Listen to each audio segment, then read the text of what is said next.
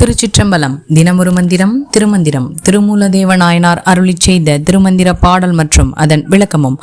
இன்று பாடல் 192. முதல் தந்திரத்தில் உயிர் நிலையாமை பற்றி திருமூலதேவ நாயனார் திருவடிகள் போற்றி போற்றி. மாறு திருத்தி வரம்பு இட்ட பட்டிகை பீரும் அதனை பெரிது உணர்ந்தார் இல்லை. கூறும் கருமயிர் வெண்மயிராவது ஈரும் பிறப்பும் ஓராண்டு எனும் நீரே.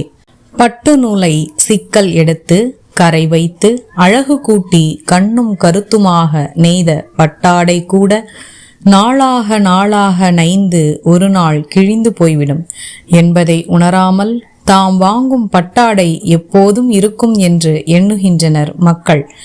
நாட்கள் சென்று கொண்டிருப்பதையும் தமக்கு வயது கூடி கிழப்பருவம் வருகின்றது என்பதையும் கருப்பாக இருந்த கூந்தல் வெள்ளையாக மாறுவதையும் உணர்ந்து கொள்ளாமல் சூரியன் மறைந்து தோன்றுவதற்கு ஒரு நாள் என்று கூறும் உயிர்கள் அது குறிப்பால் தமக்கு வாழ்நாளை குறைத்து கொண்டிருப்பதை அறியாதவர்களாக இருக்கின்றனர் என்கிறார் திருமூலதேவ நாயனார் இந்த பதிகத்தில்.